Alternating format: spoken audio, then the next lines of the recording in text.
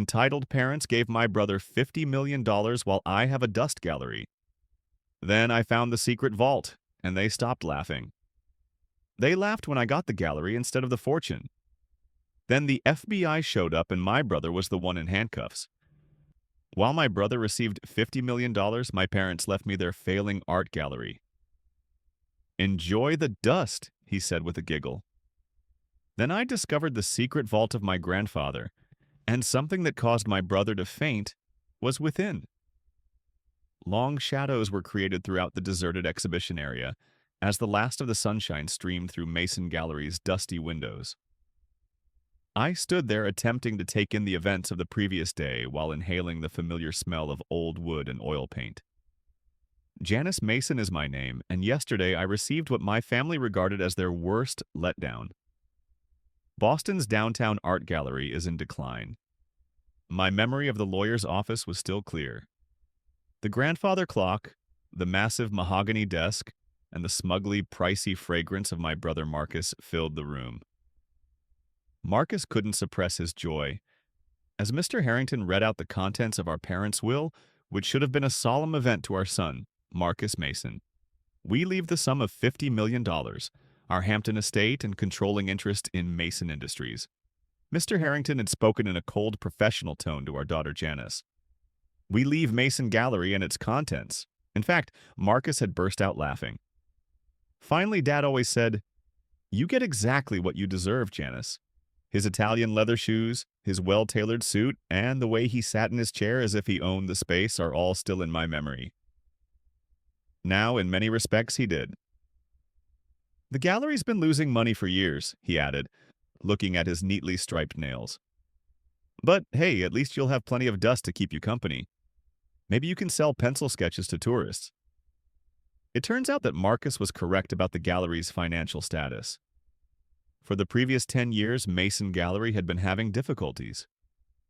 Once Boston's leading platform for up-and-coming artists, it has steadily deteriorated into a barely profitable business that most serious collectors ignored. However, Marcus didn't comprehend, and neither did my parents, that I had always noticed something here that they didn't notice. I spent many hours with my grandfather, Gerald Mason, the gallery's founder, growing up in these hallways. Grandpa Gerald educated me about painting as my mother planned Marcus's route to an MBA, and my dad was busy preparing him for the family company. True art, the essence of each artwork, not just the price tags and financial potential that my parents were obsessed with. He would say, "Janice, my dear," with his eyes sparkling beneath wire-rimmed glasses. Remember that true value isn't always visible at first glance. Sometimes the greatest treasures hide in plain sight, waiting for the right person to discover them. I could still hear those remarks as I passed through the main hall of the gallery, even in its current state. The room was stunning, with high ceilings, traditional crown molding, and large windows that could let in an abundance of natural light, when they were clean. However, years of little care had taken their toll. Half of the track lighting had burned out. The walls shouted out for new paint, and the hardwood flooring needed to be refinished. My footsteps reverberated in the quiet as I arrived at the rear office, although my parents finally turned it into a sterile storage area. This had formerly been my grandfather's haven. The walls were lined with filing cabinets and everything was covered in dust. However, I could still sense Grandpa Gerald's presence beneath everything. I recalled the stories he used to tell me about the gallery's early years as I ran my fingertips along his old desk, which is now tucked away in a corner and covered in boxes. How, in the 1960s, he transformed it from nothing into a sanctuary for artists who would go on to become legendary. Rumor had it that throughout the years he had accumulated an amazing private collection. However, nothing noteworthy was ever discovered after his death 15 years ago. Of course, my folks had looked persuaded that Grandpa Gerald had stashed away masterpieces worth millions of dollars. They spent months looking through the gallery. They came in appraisers, employed specialists, and even had the walls inspected for secret passageways. They only discovered the gallery's standard stock, which had respectable pieces but nothing noteworthy. They eventually gave up, due to some residual sense of duty. To Grandpa Gerald's memory, the gallery was abandoned and eventually turned into a tax write-off. Instead, they concentrated on Mason Industries, preparing Marcus to carry on the real family tradition. While I worked as a curator at lesser museums and pursued my studies in art history, I shivered as a sharp draft brought me back to the here and now, while I was absorbed in my memories. Night had fallen, and the gallery had a new feel. In the shadows, the few paintings that were still on show appeared to be watching me with sly eyes, and the shapes of the sculptures cast odd shadows on the walls. I was going to head out when I noticed something I had never before noticed, a small unevenness in the floors close to Grandpa Gerald's desk. I knelt down and rubbed the wood with my hands. There was undoubtedly a problem with the pattern, a slight abnormality that didn't seem to be the effect of age but rather deliberate. As I recalled another of Grandpa Gerald's favorite sayings, my heart began to race. The best hiding place is one that looks like it's trying to hide something else. Over the course of the following hour, I thoroughly examined that floor and its surroundings. I was about to give up until my fingers discovered it, a small lever in the wood disguised as a knot. I pulled it with shaky hands. The mechanism hardly produced a sound because it was so well built. A thin gap appeared beneath the floorboard as a small piece moved aside. A leather-bound diary with yellowed pages was inside and one key which appeared to be far older than the gallery itself. It was my grandfather's journal.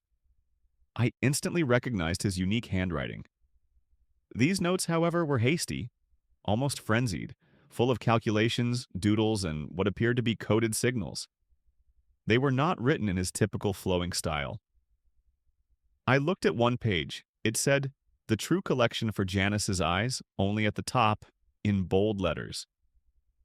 I turned the page with trembling hands. However, my phone buzzed before I could continue reading. Marcus had texted me meeting tomorrow at 9 a.m., time to discuss selling that dusty gallery of yours. I already have buyers interested in the building. I glanced at the letter and then back at the journal I was holding. What I just discovered was unknown to Marcus, and I intended to maintain it just that way. For the time being, I made sure the floor panel was firmly closed before gently putting the journal and key back where they belonged. I felt different as I left the gallery that evening. I had changed the weight of my ostensibly useless inheritance into expectation. I was left more than a struggling gallery by my grandfather. He left me in the dark, and I would start revealing what Grandpa Gerald had kept concealed all those years ago tomorrow. While Marcus planned to strip this home for parts, the key felt more important in my fingers than ever. When I secured the front entrance of the gallery, I grinned as I gazed up at the building's graceful exterior, recalling Grandpa Gerald's final words. Patience, Janice.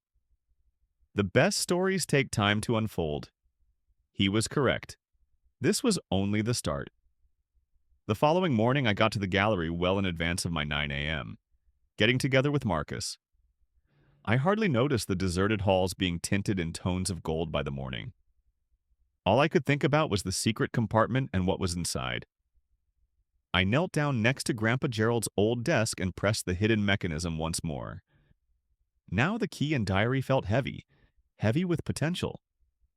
I located a peaceful spot and started reading. My dearest Janice, said the opening page. If you're reading this, you've already proven you have the patience and perception I always saw in you. What I'm about to share must remain our secret. The true legacy of Mason Gallery isn't in its walls, but below them. As I turned the pages, my heart was pounding. The notebook told a remarkable tale that lasted for decades. In addition to running a gallery, Grandpa Gerald had been a member of a group of art preservationists who fought to keep masterpieces safe during difficult times. It seems that the gallery's basement was used for purposes other than storage. A sophisticated network of secret rooms beneath the main floor was depicted in a number of intricate drawings. The diary said that Grandpa Gerald had been covertly altering the building's original foundation for years in order to create a climate-controlled vault that nobody else was aware of. The key, he said, opens more than just a door. It opens a legacy. I've spent my life building, but be careful, Janice. Others have searched for this collection, and not all of them have honest intentions. I jumped as I heard a harsh knock at the front door. Marcus was standing outside looking impatient. I hastily tucked the journal away and gathered my thoughts before opening the door for him. "Well, if it isn't the curator of dust," he said with a sly smile. Walking right by me, I brought some potential buyers. They're interested in turning this place into luxury condos. Two men in pricey suits stood behind him. They appeared to be developers. They treated the gallery's past like a nuisance that needed to be destroyed and started talking about load-bearing walls and square footage. Right away. One of them, looking at his tablet, remarked, "The basement would make excellent parking space. According to the original plans, it's mostly unused." I was cold. Should they begin excavating there? "The gallery isn't for sale," I stated. Marcus's expression grew serious. "Don't be ridiculous, Janice. This place is worthless as an art gallery. You can barely pay the utilities." I said no. Marcus lowered his voice and took a step closer. "I know you had some sentimental attachment to Grandpa's little hobby, but it's time to grow up. Take the money and walk away." I slowly looked into his eyes like you did, taking millions while contributing nothing. His face reamed. I earned my inheritance by learning the business, not wasting time listening to an old man's fairy tales about art. Get out. I spoke quietly, yet firmly. "All of you," Marcus cautioned. "You're making a mistake." As I led them to the exit, "I'm trying to help you. I don't need your kind of help." My heart thumping, I leaned against the wall after they had gone. Marcus was a man who never gave up easily. I have to get things done quickly. I went back to the diary and carefully examined the basement blueprints. According to Grandpa Gerald's notes, the vault's entrance was concealed in the northwest corner of the basement, behind a fake wall.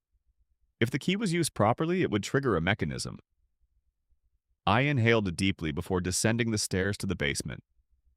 It was just as I remembered: rows of metal shelves with decades worth of paperwork, old show materials, and wrapped artworks and sculptures. I saw it differently today, though. I headed for the northwest corner, as directed by the logbook. The bare concrete walls met at a straight angle, and it appeared solid at first glance. However, I noticed faint abnormalities in the pattern when I rubbed my fingertips across the surface. What looked like a tiny fracture in the concrete was precisely where the key fit. I turned it with trembling hands in the order recorded in the journal. 1/4 to the left, 3/4 to the right, and then back to the right. Nothing happened for a second. Then I heard it, a faint click. Then the murmur of machinery that was hidden silently. The artificial wall swung in, exposing a steel door with an advanced electronic keypad. I was also ready for this. Thanks to the journal, the code was created in a particular manner and was predicated on a crucial date. The day Grandpa Gerald inaugurated the gallery, I meticulously typed the numbers. 1965, 412. Climate-controlled air swept over me as the door opened with a soft hiss. I was astounded by the scene that was illuminated by motion. Activated lights that flickered on the vault was enormous, much bigger than it ought to have been. The walls were lined with rows of meticulously conserved paintings, each housed in a specially made cabinet. On pedestals, sculptures were displayed their shapes, creating elaborate shadows. Smaller items, including rare manuscripts, antiquated antiques, and things I knew from my art history coursework, but had never anticipated seeing in reality, were displayed in display cases. A plain desk with a letter positioned exactly in the center stood in the midst of the room. My hands trembled as I opened it. "Janice, my darling, in the true Mason Gallery, you will find complete documentation for every item in the vault, including its provenance, history, and most importantly, its rightful owners.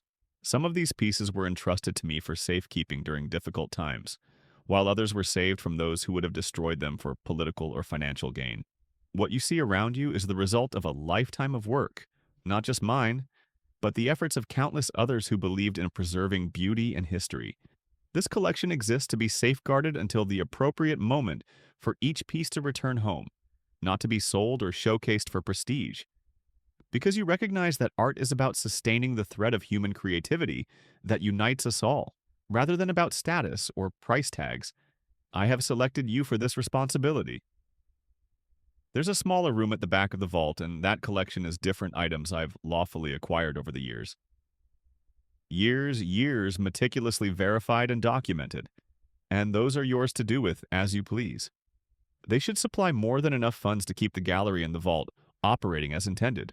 Be cautious, be patient, and, most importantly, be loyal to the role you have been given. With all of my affection, Gerald Grandpa, I looked at everything in the vault in awe. For hours works by masters I had only read about pieces believed to be lost to time, and others whose existence had only been reported, made up the astounding collection. I discovered hundreds of carefully chosen pieces by painters whose values had risen dramatically over the years. In the private collection, Grandpa Gerald had indicated they are valued at much over $100 million, even by modest estimates. However, it wasn't the cash that made me cry. It was the faith my grandfather had put in me, the legacy he had, without my knowledge, set for me all those years before the magic was broken by a notification on my phone. Marcus left several missed calls and sent a text message. "This isn't over. You're making a huge mistake." I grinned as I surveyed the vault's precious collection, which my brother would have sold without hesitation. I was absolutely sure of my direction. For the first time since I inherited the gallery, I made my way back upstairs and carefully secured the vault. Work needed to be done. The gallery required remodeling. It was time to upgrade security. I also had a legacy to uphold. One thing Marcus was correct about was that this was far from over. However, he was unaware of what he was actually up against. I was suddenly the custodian of something far more valuable than money could buy, while he planned to take what he believed to be a building of little value. I said as I peered up at the gallery's walls, "Thank you, Grandpa Gerald. I won't let you down." The weeks that followed were filled with a lot of activity. I had contractors sign strict confidentiality agreements before I could hire them to restore the gallery's original characteristics. To keep curious onlookers away, the basement was marked as undergoing environmental assessment and remained completely off limits. I read through Grandpa Gerald's journal at night to discover the backstories of every item in the vault. Some had been saved from more recent wars, while others had been saved from Nazi theft during World War II. Every piece of art had a comprehensive file with information on its original owners and the events leading up to my grandfather's possession. Marcus, however, kept his word and wasn't giving up. The legal threats came first. His attorneys sent him a hefty letter demanding an immediate sale, arguing that the gallery's declining state amounted to careless handling of family property. I gave it to my own lawyer, an expert in art law whom I had discreetly hired with money from the sale of a single small item from my grandfather's private collection. Then came the strain of money. Marcus interfered with the gallery's utility supplies, insurance, and even the property tax assessment by using his contacts every time I used resources. He was unaware I possessed to oppose his movements. The pivotal moment occurred on a soggy Tuesday morning when I got to the gallery. Marcus and two unfamiliar men were waiting. These gentlemen are from the Boston Historical Society. He replied he had a razor-sharp smile. They're very interested in examining the building's original foundation. Apparently there are concerns about structural integrity. The way they handled themselves and the tiny bulges under their coats made it clear to me right away that they were not from any historical society. They were, at worst, private detectives. I firmly stated, "The gallery is closed for renovations. Any inspections need to be scheduled through proper channels." Among the men, one moved forward. "We have authorization to leave." I interrupted him, "or I'll call the actual authorities." Marcus stayed after they had gone. "What are you hiding, Janice?" "There's something in this building worth protecting. Isn't there something Grandpa Gerald left behind?" "The only thing I'm protecting is this gallery's future," I responded. "Why can't you accept that?" His face grew serious. "Because I know you. You were always his favorite, always listening to his stories. He must have told you something. Let me give you some clues. The clue was in plain sight, Marcus. You just never cared enough to look. I realized that evening that I needed to expedite my plans. Marcus was becoming desperate, and individuals who are desperate tend to make bad decisions. I meticulously documented everything in the vault for hours on end. Then I called 3 people: the world's foremost authority on art repatriation, a contact at Interpol, and an old friend at the FBI's Art Crime Division. Marcus took action. 2 days later, when I heard the basement door open, I was working late. 3 dark-clad males were seen on security cameras heading downstairs. I knew exactly who had sent them, even though Marcus wasn't with them. I calmly pressed the quiet alarm, which was a customized one I'd built that was directly connected to police enforcement rather than the gallery's standard system. After that, I headed to the basement. The workers were already at the northwest corner using specialized tools to examine the wall. When I walked in, they hardly gave me a look. I said, "Looking for something." One snarled, "Lady, just walk away." "This doesn't concern you." "Actually," I said with a grin, "it concerns me very much." "So do the federal agents who just surrounded the building." Voices burst from above as if on cue FBI. "This is a federal art crimes investigation. Everyone remains where you are. What happened next was a haze of activity. The would-be robbers were taken into custody. Marcus was taken up at his house after being located via their phones. Everything was exposed by the search warrants, including his ambitions for the gallery, his hired goons, and even his ties to certain dishonest collectors who dealt in stolen art. The following morning, however, was the true surprise. At the gallery, I had scheduled a special meeting. Officials from several governments were present, as were representatives from museums and cultural organizations worldwide. We went down into the vault together as the collection was unveiled by the lights.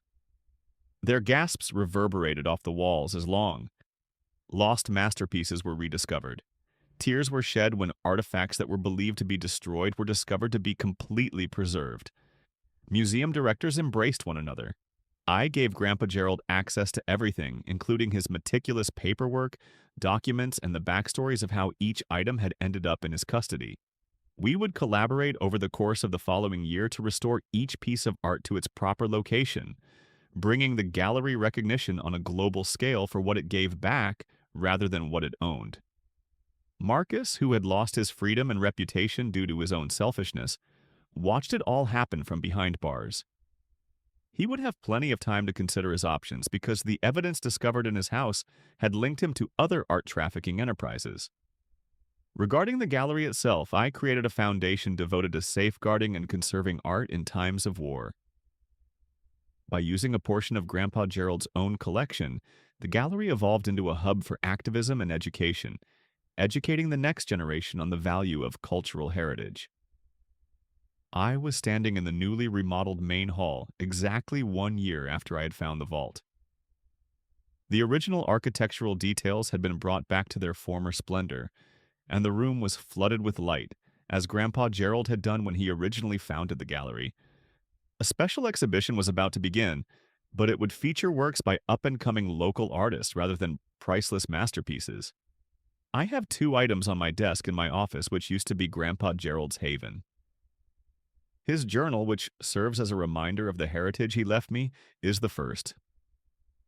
The second is a brief news article from the day Marcus was convicted, which serves as a reminder that genuine value lies in what you choose to preserve rather than what you can take. The Mason name is still used by the gallery, but it now represents something else. A dedication to conserving art for upcoming generations, not merely a family tradition. I sense Grandpa Gerald's presence every day as I pass through these hallways. He would be proud, I'm sure of it.